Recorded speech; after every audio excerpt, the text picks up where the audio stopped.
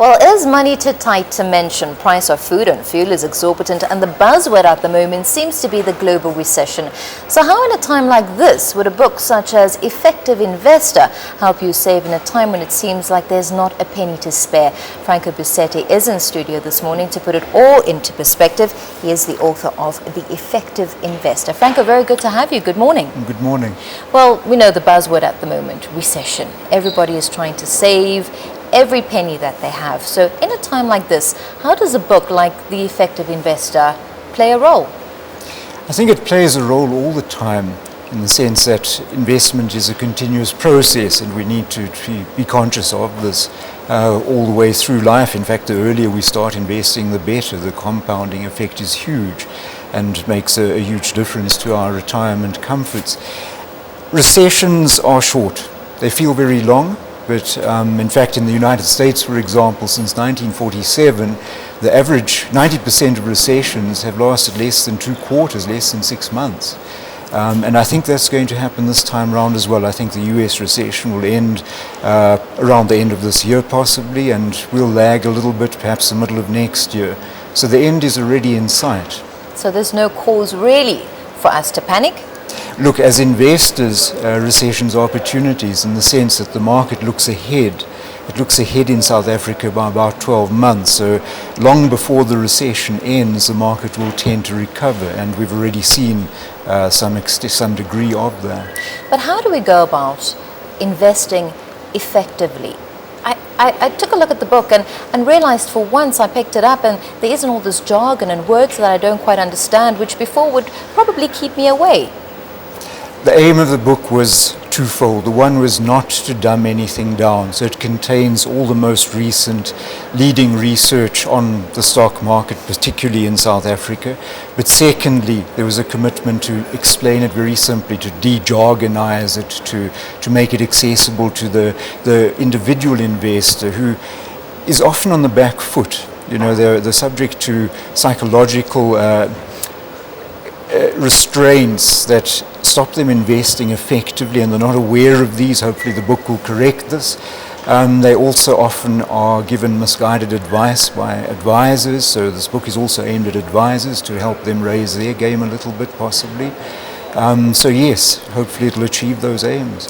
Does it matter how much money you have? You're interested on investing on the stock exchange. Does it matter how much money you have? And can, let's say, what you have, let's take 5,000 Rand as an example. Can you take that 5,000 and eventually make millions? No, the stock market is not generally a place where you will become rich. It is a place to preserve your wealth, particularly against the ravages of inflation. So preservation is the name of the game. If you enter the investment world with the aim of making a quick buck, you may be lucky, you may make a quick buck, but you most probably will lose it as well quite quickly.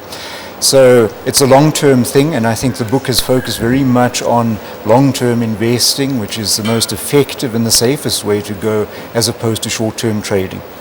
Give us some of your tips for long-term investing. What should our viewers who want to invest be doing, apart from picking up your book? Look, as an investor, you have a control over just a couple of things. You can control, for example, the shares you buy, their level of risk.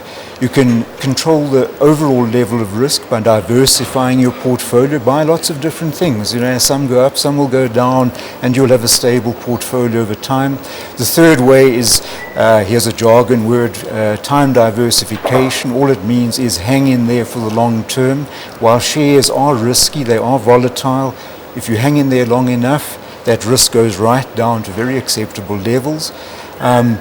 The final 2 ways you can influence things are be aware of costs. Costs can compound horribly.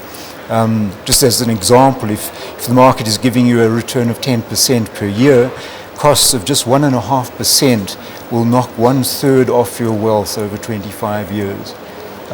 They compound quite horribly. So those are the basic tips. The main one being hang in there for the long term. Take a long-term view and stay with it. And the power of compounding, again, just grows your wealth over time very nicely.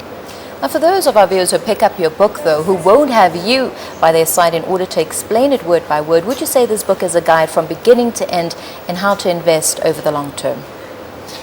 Yes, it looks at every aspect of the market, but what comes through, I think, continually is A, the long-term view, B, how to reduce risk, and finally to avoid the pitfalls. You know, we all make very common mistakes. We all have very psychological aberrations that put us into traps, and hopefully this will help you avoid them, or at least recognize them. All right, Franco, thank you very much for coming through. Author of The Definitive Guide for All South Africans, The Effective Investor. Go out there, grab yourself a copy and make your money work for you. Like what you heard? Email us, weekendlive@sabc.co.za, or drop us a fax, 011 714 5193.